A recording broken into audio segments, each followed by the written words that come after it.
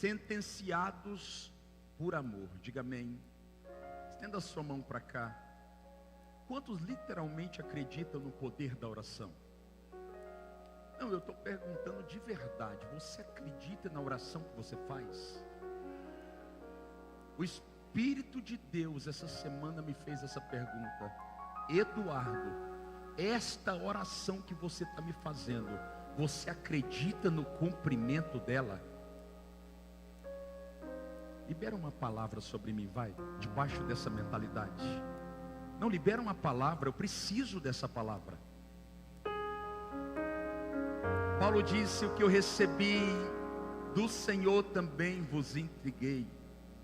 Eu creio que aquilo que de mim mesmo não trará nenhum impacto.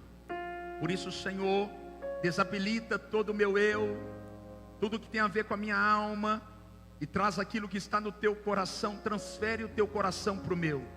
Porque nós cremos na palavra do profeta Isaías dizendo: toda palavra que sair da boca do Senhor e não da boca do pastor, não voltará para si vazia, mas cumprirá o propósito pelo qual ela está sendo liberada. E nós cremos que esta é uma noite em que Deus irá liberar palavras proféticas sobre nós. Sim, Espírito Santo, eu recebo essa palavra em nome de Jesus. Amém?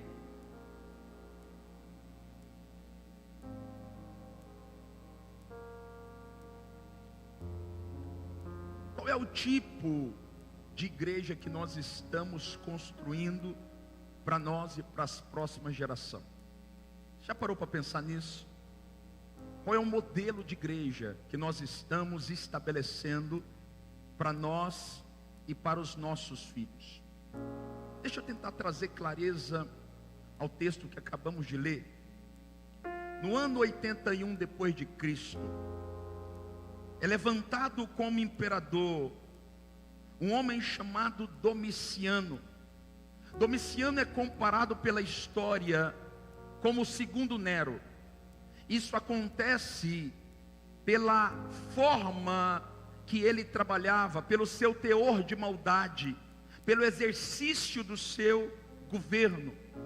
Domiciano é considerado também o maior perseguidor da história da Ásia. Ele é responsável por arrancar à força o apóstolo João do pastoreio da igreja de Éfeso e conduzi-lo para a ilha de Patmos. Agora escute, o propósito do imperador não era matar João. O propósito do imperador era calar a sua voz profética. João era o último representante da classe apostólica. Todos os outros apóstolos já tinham morrido. Então ele tem uma intenção clara no seu coração: calar aquela voz profética. Eu quero liberar uma palavra sobre você. Podem até tentar calar a tua voz profética, mas Deus não irá permitir. Diga glória a Deus. João agora está isolado na ilha de Patmos. Mas o que Domiciano não imaginava é que o próprio Senhor ia se encarregar de amplificar a sua voz, liberando sobre João uma grande visão, uma grande revelação sobre as 7 igrejas da Ásia. A primeira igreja a qual o Senhor apresentou o seu quadro para João é a igreja de Éfeso, localizada no território da cidade de Éfeso. Essa cidade, para que você tenha uma ideia, ela tinha naquela época 300 mil habitantes. Ela era considerada uma metrópole. Naquele tempo, uma grande cidade. Ela tinha aproximadamente 100 mil habitantes. Éfeso tinha 300 mil habitantes e era considerado a capital da Ásia Antiga. Agora escute, é interessante porque, observando esse contexto e voltando um pouco no tempo e na história, percebemos que no ano 52, o apóstolo Paulo, ele chega nesta cidade, E quando ele chega em Éfeso, ele chega movido por uma palavra, movido por uma direção clara da parte do Senhor. O propósito de Paulo era ensinar o evangelho do reino e alcançar o máximo de pessoas possíveis. É interessante que em pouco tempo, a evidência de que Deus era com Paulo se tornara uma realidade pública. Centenas e milhares de pessoas começaram a se dobrar na presença do Senhor. Naquele tempo havia grandes templos voltados à bruxaria, à macumbaria. Aquela realidade era tão comum em Éfeso, que Paulo começa a se dobrar diante de Deus e começa a pedir ao Senhor que a sua glória visite aquela cidade. E de repente, algo espantoso começa a acontecer. Centenas de bruxos começam a ir até as praças e entregar os seus instrumentos de trabalho, se dobrando diante de Deus sozinho e se levantando dizendo: eu entrego a minha vida ao Senhor e ao Salvador Jesus Cristo. E eu quero liberar uma palavra, uma sentença sobre a cidade de Goiânia. Nos próximos meses e anos, o próprio Espírito Santo vai se encarregar de visitar casas, condomínios e cidades do estado de Goiás, para que pessoas se arrependam pela via da glória de Deus.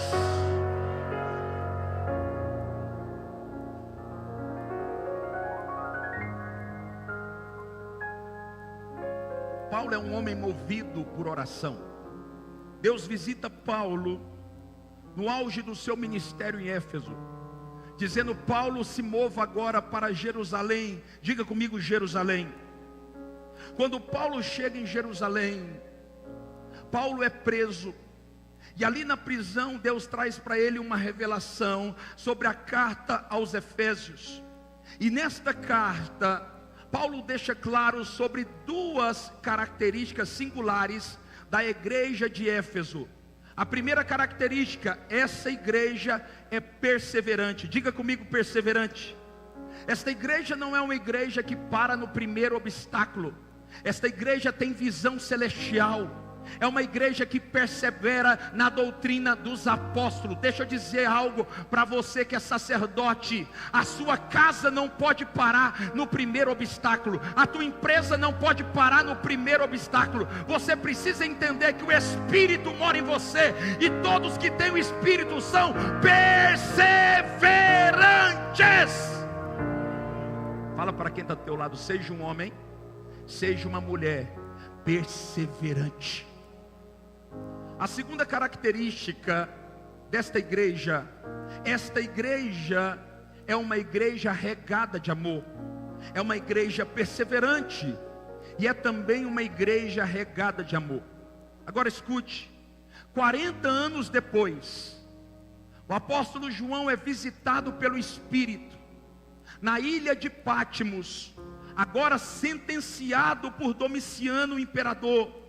E ele recebe uma nova revelação, dizendo assim sobre a igreja de Éfeso: tenho porém contra vocês, porque vocês abandonaram o primeiro amor. João está dizendo: uma sentença está sendo liberada sobre esta igreja, porque esta igreja abandonou o seu fundamento. Eu preciso compreender, em 1 João está escrito: aquele que não ama não conhece a Deus, porque Deus é amor. O que João está falando é: a igreja de Éfeso se perdeu dentro das suas movimentações e não entendeu que é impossível ser igreja sem a presença de Deus. Eu preciso desta revelação como igreja. Deus está trazendo clareza sobre esta revelação para mim e para você, não na condição de indivíduo, mas na condição de igreja que somos. Eu preciso compreender que sem o amor nós não podemos exercer misericórdia. Sem o amor nós não podemos nos movimentar para a glória de Deus. Eu preciso entender que para sermos igreja nós precisamos entender duas verdades espirituais. Primeiro, nós precisamos amar a Deus acima de todas as coisas. E segundo, nós precisamos amar ao próximo como a nós mesmos. Diga glória a Deus. Essa igreja não entende esta verdade do reino. Agora, olhando para a igreja de Éfeso, nós entendemos que esta igreja não é qualquer igreja. Existem algumas características singulares sobre a igreja de Éfeso. Eu quero falar sobre algumas para que você compreenda melhor.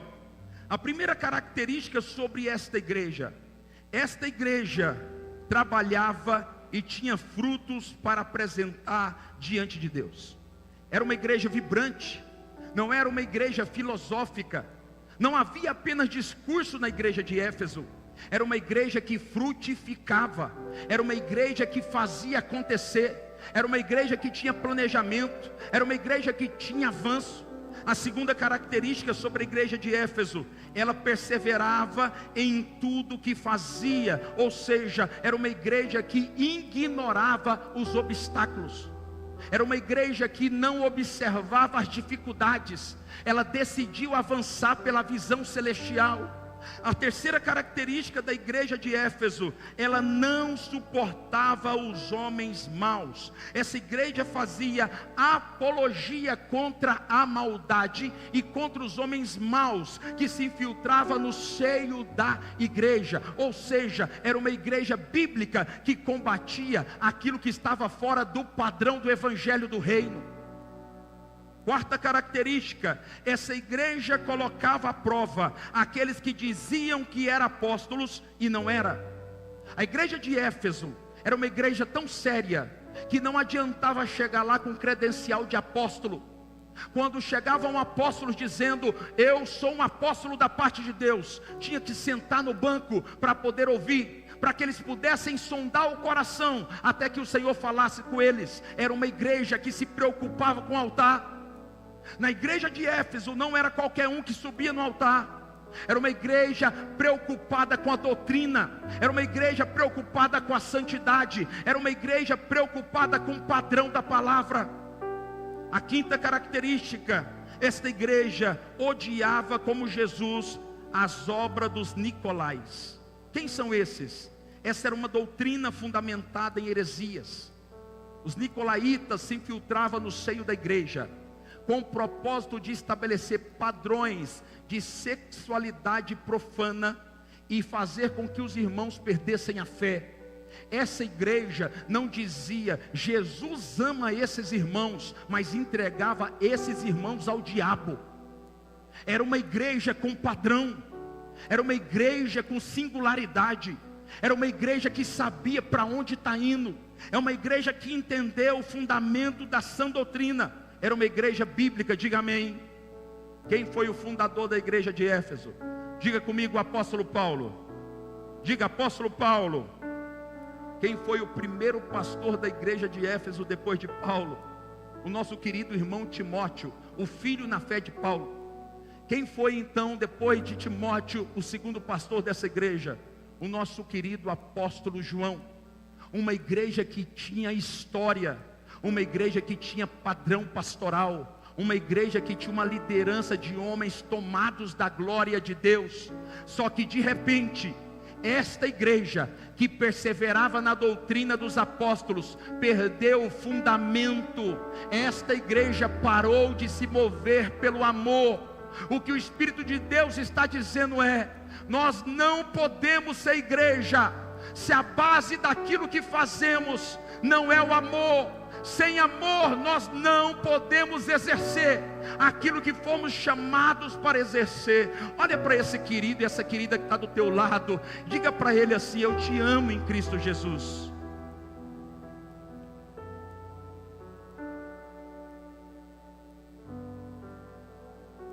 Deixa eu ilustrar um pouquinho do que aconteceu na igreja de Éfeso, através da vida do nosso grande querido e líder Moisés. A Bíblia diz que Moisés sobe ao Sinai. Diga comigo, Sinai. Moisés passa 40 dias e 40 noites no Sinai. Durante 40 dias e 40 noites, a Bíblia diz que Moisés não come nem bebe nada. Ele é alimentado integralmente da natureza de Deus. Quando Moisés desce, a Bíblia diz que ele está tomado da glória de Deus. Só que anos mais tarde, Paulo escreve sobre esse episódio, trazendo clareza para mim e para você, dizendo assim, em 2 Coríntios 3,7, se o ministério da morte, gravado com letras em pedras, está falando de Êxodo capítulo 20, quando Moisés desce do Sinai, com os 10 mandamentos, veio em glória, ou seja, Moisés estava tomado de glória, de maneira que os filhos de Israel não poderiam olhar na face de Moisés, por causa da glória do seu rosto. Moisés estava tomado da glória de Deus. Quando ele desce, ninguém consegue olhar na sua face, no seu semblante, porque ele está totalmente resplandecendo da glória divina. Só que daqui a pouco, Paulo explica esse episódio dizendo, em 2 Coríntios 3,13, não somos nós como Moisés, que colocou um véu sobre a sua face, para que os filhos de Israel não entendessem que a glória se foi.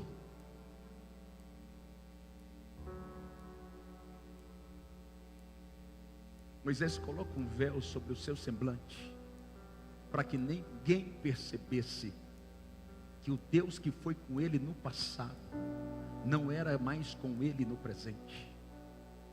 O que João está dizendo, o que Paulo está dizendo é, se Deus removeu o candelabro espiritualmente representa a presença de Deus. Se Deus removeu o candelabro do seio da igreja, tudo o que fazemos é vão. Esse auditório não passa de um auditório, a nossa oração não passa de um discurso, esse altar não passa de um palanque. Se Deus não estiver aqui, tudo o que fazemos é vão. O que ele está dizendo é, não permitam que a glória de Deus abandone o seio da igreja, não façam a obra de Deus sem Deus. Quantos estão aqui? Diga comigo, misericórdia. O Espírito de Deus está reposicionando o nosso coração, para que possamos compreender que não é possível fazer a obra dele sem a presença dele. Presta atenção, Lucas capítulo 10, no versículo 30, escute essa parábola. E respondendo Jesus disse, descia um homem de Jerusalém, diga comigo Jerusalém, descia até Jericó e caiu nas mãos dos salteadores, os quais os despojaram, espancando-o, se retiraram e deixaram ele quase morto. Descia também um certo sacerdote, e vendo ele, fez de conta que não viu. Versículo 32, e de igual modo descia também um levita, chegando àquele lugar, e vendo, passou a largo. Mas também descia um samaritano, que estava viajando, e esse, quando viu, se moveu de íntima compaixão. Olhe para mim, eu quero falar aqui rapidamente sobre 3 lições que eu aprendo com esse episódio. A primeira lição que eu aprendo com esse episódio, Deus não usa atalhos para abençoar os seus filhos. Escute, Deus não usa atalhos para abençoar os seus filhos. Esta metodologia, ela não vem de Deus, essa metodologia vem de mim, de você. Nunca houve uma geração tão apressada como a geração do século presente. Eu não sei você, papai e mamãe, se você sabe disso, mas essa ferramenta de entretenimento chamada TikTok, quantos conhecem o TikTok? Ela foi feita por um chinês, e ela foi proibida na China. Na geografia da China, o TikTok não pode funcionar. Sabe por quê? Porque é uma ferramenta que acelera o nosso cérebro. Sabe o que isso está provocando? Está nos deixando acelerados, e Deus não trabalha com aceleração. Aceleração aponta para atalho, e Deus não pega atalho para poder abençoar os seus filhos. Diga glória a Deus. Olhe para cá, entre Jericó e Jerusalém haviam dois caminhos, diga comigo, dois caminhos. O caminho tradicional tinha uma geografia de 27 quilômetros. Já o caminho que era considerado um atalho, ele tinha apenas a geografia de 1 quilômetro, ou seja, de 1000 metros. A maioria das pessoas insistiam em passar por esse caminho chamado caminho sangrento. Por que esse atalho chamava caminho sangrento? Porque ele era uma baixada, e nessa baixada os salteadores ficavam escondidos, com o propósito de roubar, matar e destruir. A grande maioria das pessoas preferiam o atalho por causa da velocidade. E eu aprendo uma verdade da parte de Deus: Deus não trabalha com facilidade, porque na facilidade não há ensino algum. Eu preciso compreender que toda facilidade excessiva não tem a ver com o céu, mas tem a ver com a terra.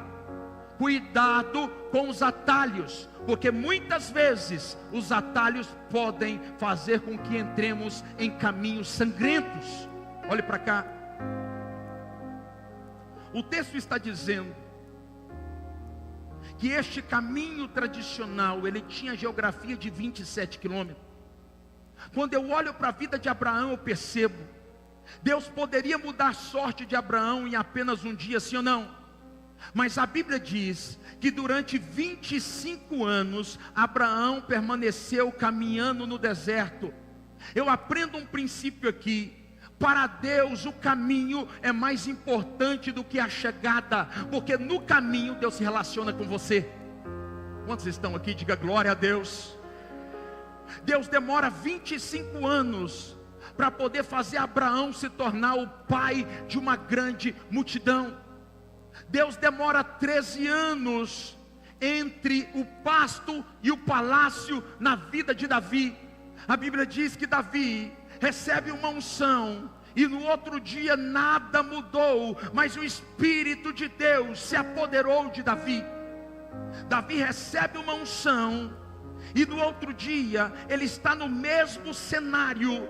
Nada mudou fisicamente, mas tudo mudou espiritualmente. Talvez você não entendeu, mas no caminho, no longo caminho que você está percorrendo, nada mudou fisicamente, mas tudo mudou espiritualmente. Davi estava no pasto, só que quando ele cuidava das ovelhas, Deus estava gerando um rei dentro dele. De repente, 13 anos depois, Davi está se movendo no pasto, e Deus tira para fora um rei. No de repente de Deus, Deus vai tirar de dentro de você aquele e aquela que Ele te prometeu. Não pegue atalhos, não pegue atalhos, não pegue atalhos, não pegue atalhos. É interessante porque quando olhamos para a vida de José, nós percebemos que Deus poderia mudar a sorte de José em apenas um dia, sim ou não? Mas a Bíblia diz que entre a cisterna e o governo, houve uma caminhada de 13 anos. 13 anos entre a cisterna e o governo. Quando eu olho para a vida de Caleb, eu me surpreendo ainda mais.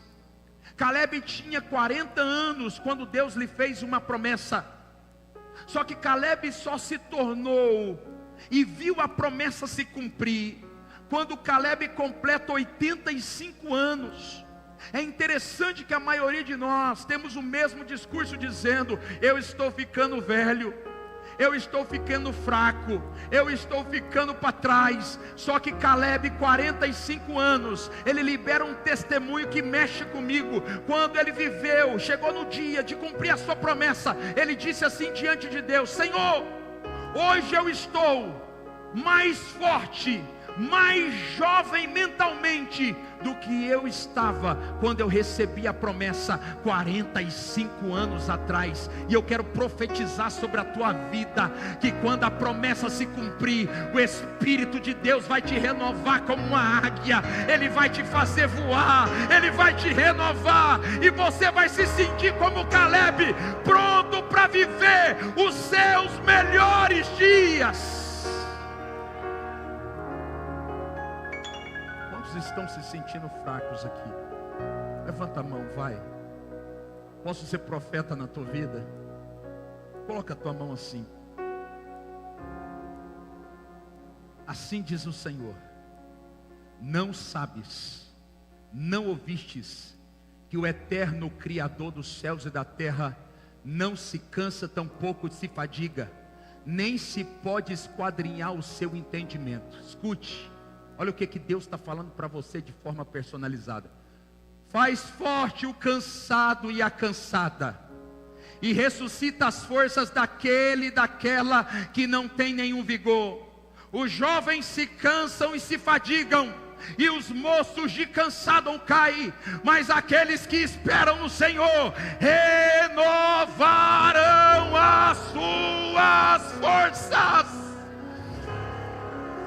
sobem com asas como águia, correm e não se cansam, caminham e não se fadigam. Eu libero esta palavra da parte de Deus: seja renovado em nome de Jesus. Diga comigo: eu recebo essa palavra. Mais forte: eu recebo essa palavra. Pastor, o que acontece quando eu pego um atalho? Quando você pega um atalho, você sobe numa esteira, você muda a velocidade e não percebe que você não está saindo do lugar. Você precisa entender que Deus está mais preocupado com o ensino do que com o resultado que Ele te prometeu. Deus não está disposto a ser envergonhado no seu despreparo. Por isso preste atenção: no caminho Deus está te dando a oportunidade de se preparar. Quantos aqui já receberam uma palavra profética 10 anos atrás? Levanta a sua mão. Presta atenção no que eu vou dizer aqui, é muito sério. Se você não se mover a partir da palavra antes dela acontecer, ela nunca irá se cumprir. A Bíblia diz: no princípio criou Deus os céus e a terra. A terra, porém, era sem forma e vazia. Havia trevas na face do abismo, e o Espírito de Deus pairava sobre as águas. E disse Deus: haja, e houve. Não existe espaço entre aquilo que Deus disse e o acontecimento. O que eu aprendo com isso? Deus não precisa de tempo para me abençoar. Deus não precisa de tempo para fazer cumprir a palavra que Ele disse ao meu respeito. Quem precisa de tempo é você. A pergunta é: por que você está ousado na oração, mas distraído na preparação? Alguém está aqui, pelo amor de Deus? Diga glória a Deus. Vou repetir.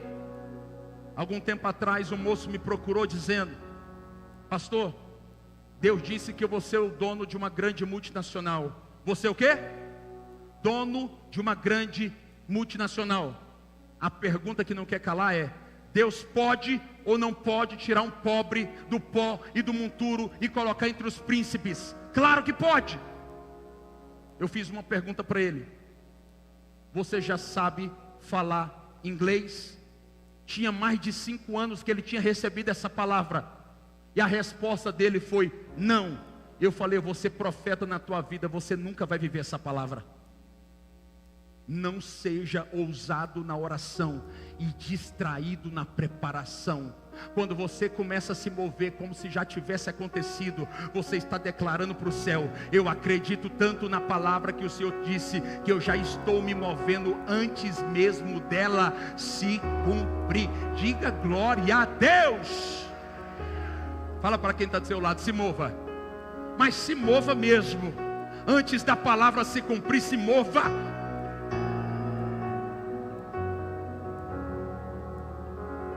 Cadê quem está aqui desde o início da igreja, aqui de 1 ano e 4 meses atrás? Quem se lembra quando nós decidimos encher o templo de cadeira sem ter gente. Quem se lembra? Você sabe quantas vezes me deu ânsia de vômito antes de entrar aqui dentro? Porque o meu corpo não estava suportando a visão celestial. A minha alma estava gritando. Quando eu entrava na igreja, eu imaginava, tá todo mundo pensando que eu sou doidinho. Para que esse tanto de cadeira? Seja inteligente, seja estratégico. Mas o Espírito de Deus falou ao meu coração: comece a se mover como se já tivesse acontecido. Sabe qual que é o nosso problema? Preste atenção, jovens. Nós temos muita preocupação com aquilo que as pessoas pensam. Nós somos preocupados demais com a nossa imagem. Enquanto a gente está preocupado com a nossa imagem, o céu não se move.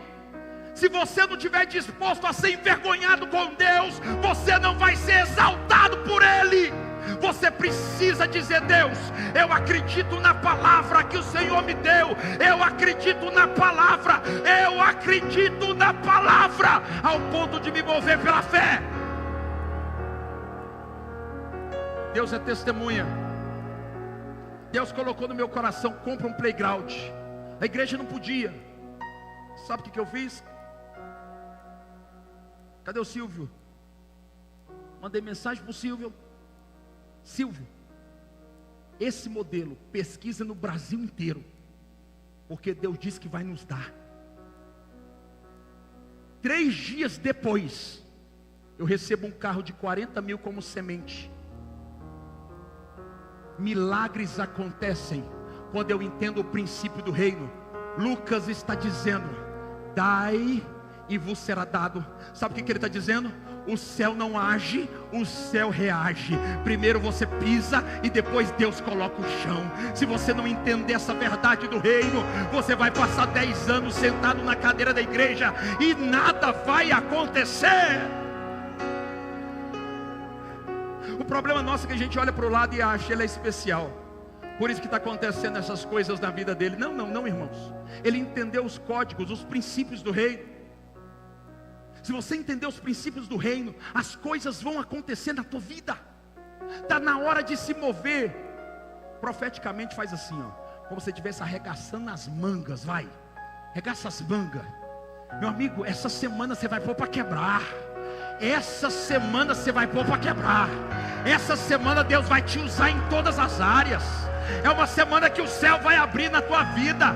Quantos recebem essa palavra? Diga glória a Deus. Sim.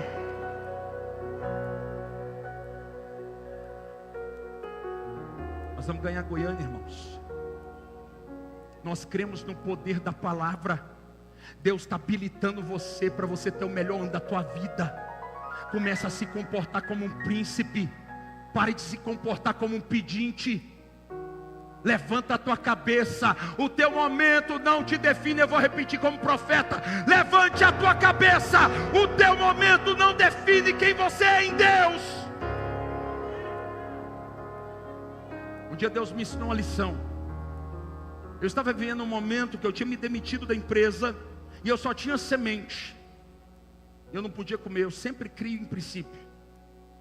E eu estava andando com um empresário muito rico fazendo caminhada.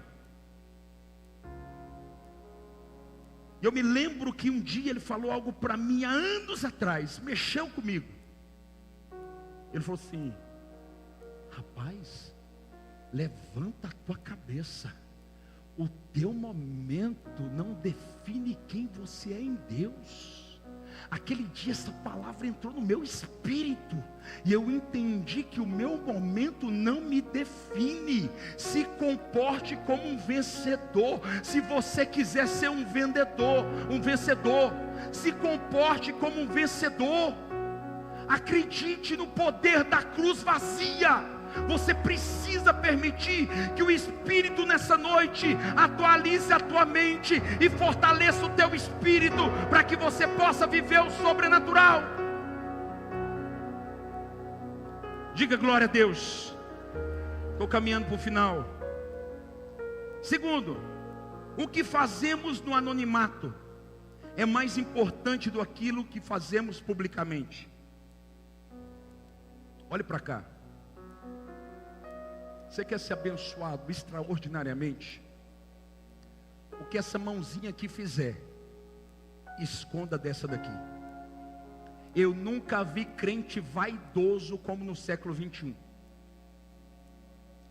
Vai lá, abençoa o irmão. O primeiro irmão que ele vê, rapaz, você viu que o irmão está passando dificuldade? Como é que você sabe? Acabei de dar a mão. Sabe o que se chama na Bíblia? Fariseu. É gente que quer aparecer. Não ajude ninguém com esse coração. Sabe o que a Bíblia diz sobre esse tipo de gente? Este já recebeu a sua recompensa. Sabe o que acontece quando você faz as coisas no anonimato? Sabe o que acontece? A mão do Todo-Poderoso, ela se estende sobre você, sobre a tua casa e sobre tudo que leva o teu nome. Todos sabem que nós ganhamos um gerador aqui, sim ou não? Até hoje ninguém sabe quem deu, porque a pessoa que doou pediu, que não queria que fosse divulgado o seu. Nós já recebemos aqui um carro e uma moto.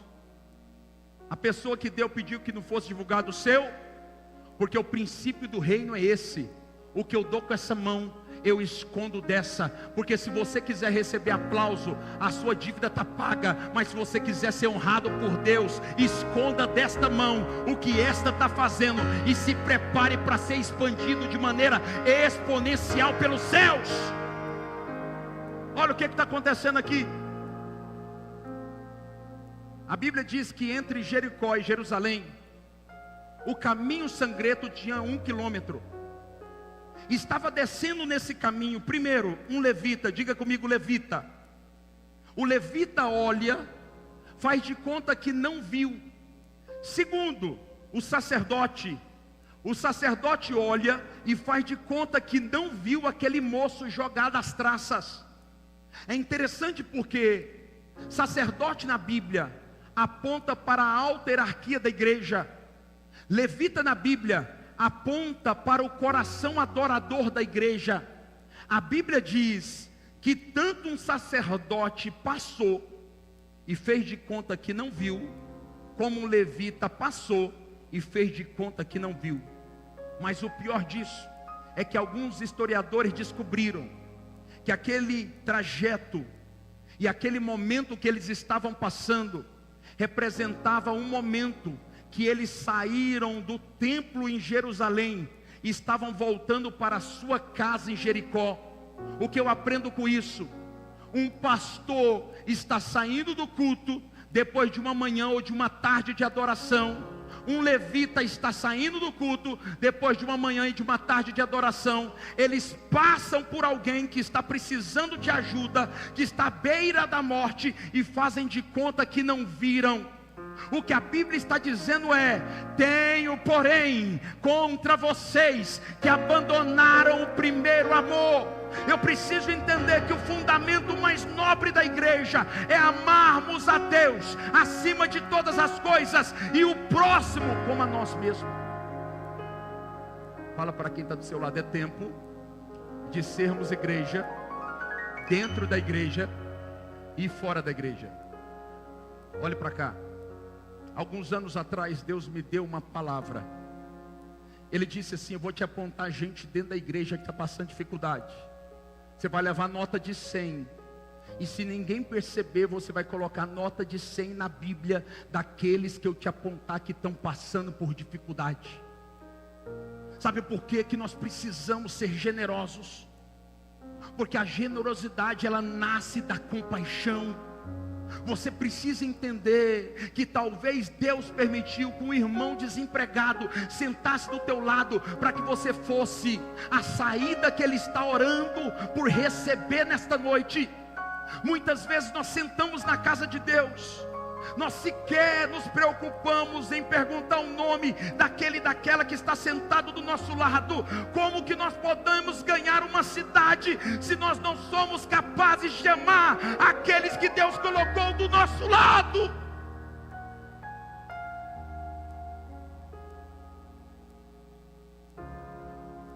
Fala comigo assim: Senhor Jesus, nos ajuda a voltar ao primeiro amor. Nos ajuda, Senhor.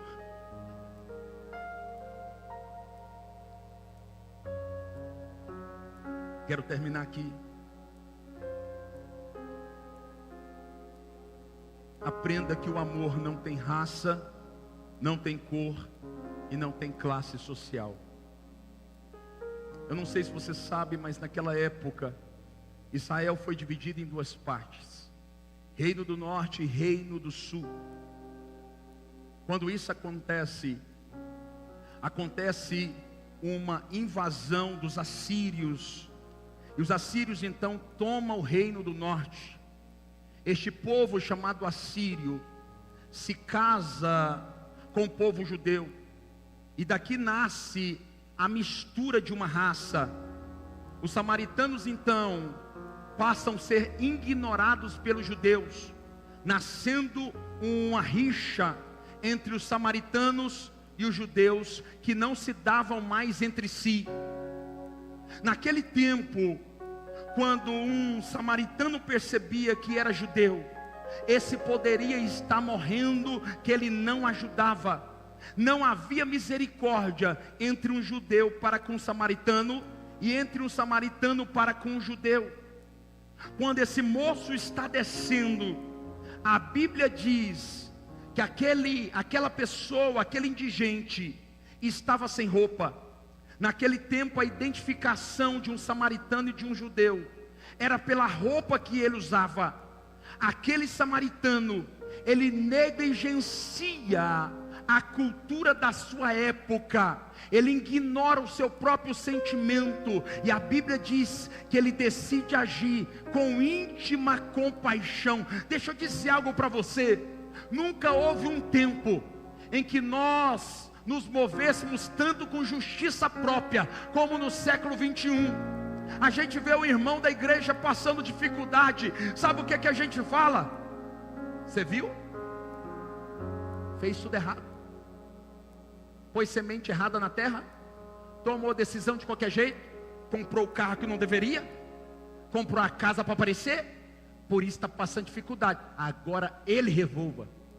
O samaritano, ele não olha para a cor, ele não olha para a circunstância, ele não olha para a raça, ele se move como Jesus, de íntima compaixão. Pare de questionar o porquê o irmão está passando dificuldade, e seja as mãos de Deus na terra, seja os recursos de Deus na terra. Deus conta com você para que a igreja seja igreja na cidade de Goiânia. Aonde você pisar a planta dos seus pés, você é um representante do reino de Deus. Não questione o porquê, não questione o para quê, apenas se mova através de íntima compaixão. Você pode ficar de pé.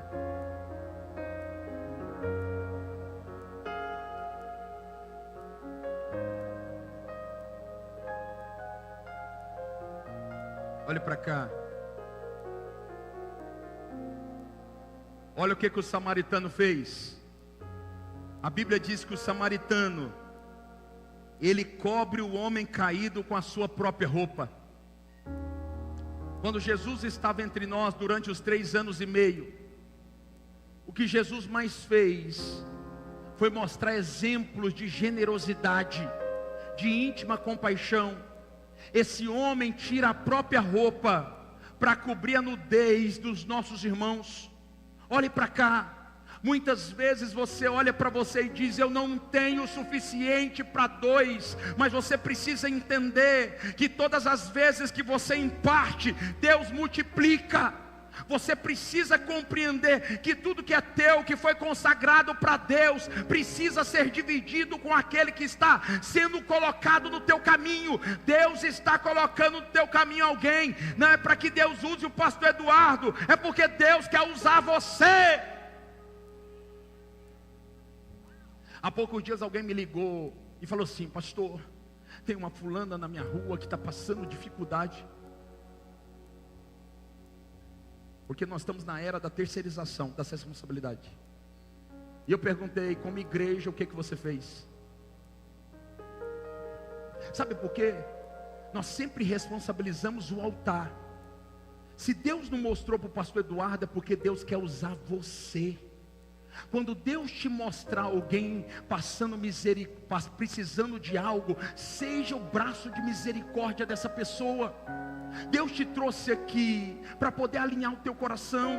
Nós precisamos voltar a nos mover de íntima compaixão. Precisamos voltar a nos mover por amor para a glória de Deus.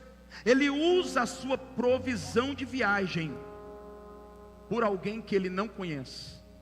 Ele pega todo o seu recurso. Naquela época, eles saíam das suas casas com o dinheiro, com a quantidade correta, por causa dos ladrões. Ele pega todo o seu recurso e ele usa, ficando sem nada, para poder cuidar de alguém que ele nunca viu e sequer sabia o nome. Ele atrasa a sua viagem, envolvendo com problemas que não era dele. Ele atrasa o seu compromisso para poder cuidar de alguém que não daria lucro algum para ele. Na era do lucro, Deus está nos levantando para que a gente atrase a nossa própria vida para cuidar de pessoas que não podem nos pagar o favor. Você recebe essa palavra? Quantos de verdade recebem essa palavra?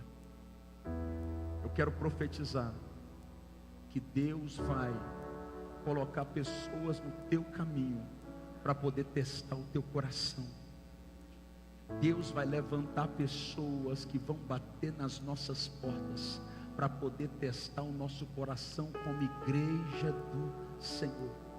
Na semana passada nós não tínhamos recurso para poder assistenciar mais uma família. Tínhamos assistenciado várias famílias. Essa família apareceu e eu comentei com a minha esposa, eu falei, nós não temos como ajudar essa família, porque o valor era significativo. Foi quando o Espírito de Deus me visitou e falou assim: filho, eu estou sondando o teu coração, cuidado. Imediatamente, eu peguei recurso de pagar conta e ministrei na vida daquela família. Sabe por quê? Nós cantamos que o nosso tempo é dele, que o nosso dinheiro é dele, mas quando ele pede para usar, a primeira coisa que nós falamos, eu não. Deus vai testar o nosso coração nos próximos dias. Diga comigo, glória a Deus. Pai, nós te louvamos na beleza da tua santidade. Te agradecemos por essa palavra de reposicionamento. Hoje é uma noite de banquete e nós queremos agora, Senhor, selar esta palavra com o teu corpo e também com o teu sangue. Queremos declarar, ó Pai, que as nossas vidas estão sendo reposicionadas pelo Espírito, e que o Senhor vai nos dar, ó Pai, uma nova medida de amor, para que possamos como igreja nos mover segundo o padrão dos céus e não segundo o padrão da terra. Pode nos testar, sonda os nossos corações, porque nós estamos prontos para ser uma resposta ao clamor do coração da nossa família, dos nossos amigos e da nossa cidade, em nome de Jesus. Aplauda bem forte ao Senhor, amém? Glória a Deus. Quantos já receberam a ceia do Senhor? Levanta a mão. Quantos não receberam? Fica com a mão levantada. Todos já receberam? Amém, glória a Deus. Vamos orar.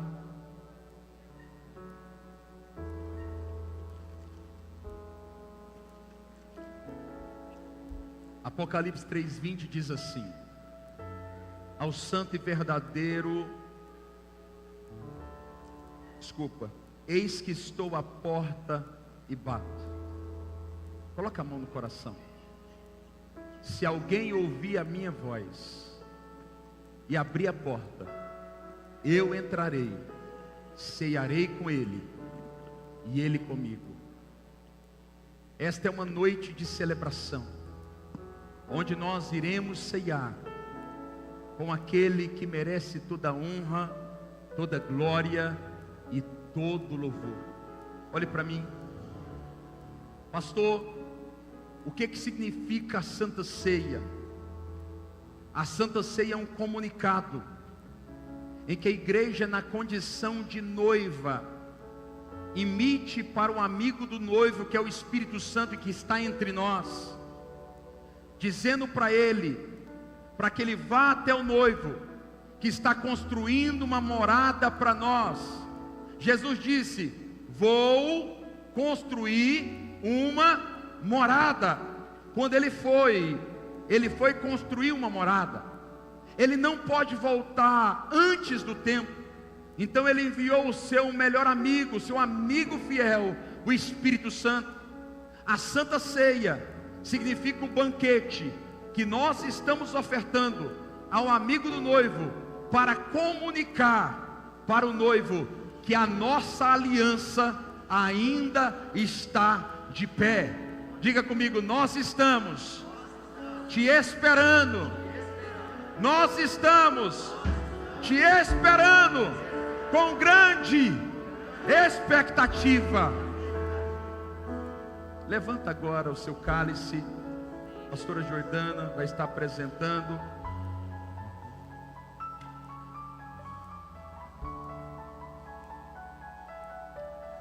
Sim. Glória a Deus. Obrigado, Deus. Nós selamos essa palavra, Senhor Jesus. Nós apresentamos a nossa vida e nós declaramos publicamente, Senhor Jesus, que nós servimos ao Senhor. Nós te agradecemos por esse sacrifício, Senhor, que o Senhor deu de dar o seu Filho para morrer por nós, Pai. Muito obrigado pelo seu sangue derramado ali na cruz por nós. Muito obrigado pelo teu corpo, Senhor, remindo, Deus, os nossos pecados, Pai. O castigo que estava sobre nós, Senhor, foi dado sobre ti, Deus. Muito obrigado, Deus. Obrigado, Deus. Nós selamos hoje essa palavra, Senhor. Senhor, que essa ceia seja a remissão, Senhor, dos nossos pecados. Que essa ceia, cada um, ao beber do cálice, Senhor, ao ingerir esse pedaço de pão, Senhor, venha trazer vida sobre cada uma que está aqui, Pai. Venha curar, Deus, venha transformar, venha restaurar vidas, em nome de Jesus, porque há poder no sangue de Jesus, porque há poder no sacrifício de Jesus ali na cruz. E em comunhão, Senhor, com os irmãos e com os santos, nós ceiamos, nós nos entramos nesse banquete, Pai, para a honra e glória do Senhor. Muito obrigado, Jesus. Glória a Deus.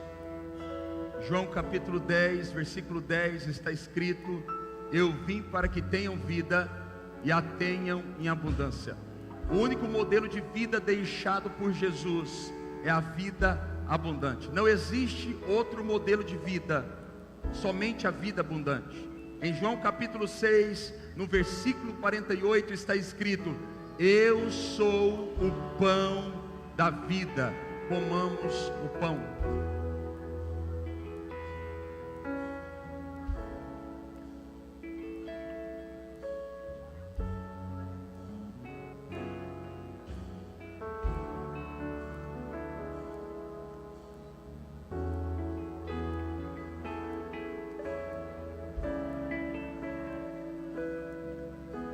Alguém pode dizer glória a Deus? Vem cá, pastora. Olha aqui. Quantos acreditam no poder desse sangue? Aleluia! Verdadeiramente, o Senhor levou sobre si as nossas dores e carregou sobre si as nossas enfermidades. O reputávamos na cruz como ferido e oprimido, Ele foi ferido por causa das minhas e das suas transgressões, esmagado por causa das minhas e das suas iniquidades. O castigo que nos traz a paz estava sobre ele, e pelas suas pisaduras fomos sarados. Eu quero liberar uma palavra, que quando esse sangue foi ingerido por você, eu não sei o que você precisa ao longo desses próximos 7 dias, mas eu quero declarar: há poder no sangue de Jesus. Quando você inserir esse sangue, este sangue, o sangue que tornou a cruz vazia, vai se mover e tocar em todas as áreas da sua história. Nesse momento, debaixo de um espírito de temor, que possamos agora tomar o sangue do Cordeiro.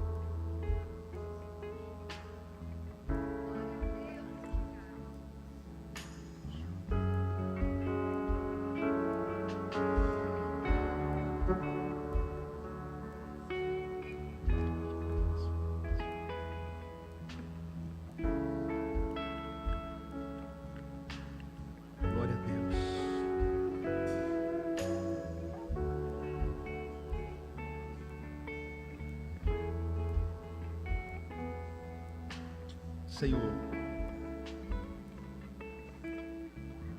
nossa aliança está de pé. Nós somos a igreja do Senhor. Coletivamente somos a tua noiva. Nós estamos aqui dizendo: estamos sendo aperfeiçoados pelo teu amigo Espírito Santo. Sabemos que de tempos em tempos o Senhor traz uma dura palavra que nem sempre nós queremos ouvir, mas que reposiciona o nosso coração. Sabemos que sem o amor tudo que fazemos é vão. Sabemos que o Senhor está liberando sobre nós uma nova porção de amor, para que possamos nos mover como igreja segundo o padrão dos céus e não segundo as entidades da terra. Por isso, pelo poder da tua palavra, que o corpo de Cristo que acabou de ser inserido por nós, que o sangue de Cristo que acabou de ser derramado sobre cada um de nós, que haja poder no teu sangue, para poder mudar a nossa história, para poder mudar os nossos corações, para poder nos tirar do caminho da injustiça e nos colocar no caminho da justiça. Nós pedimos ao Senhor que este memorial possa fazer com que vivamos, ó Pai, a plenitude da vida cristã. Nossos corações estão queimando, porque sabemos que um dia o Senhor voltará para nos buscar. Nem olhos viram, nem ouvidos ouviram, nem jamais penetrou no coração dos homens aquilo que Deus tem preparado para aqueles que o amam.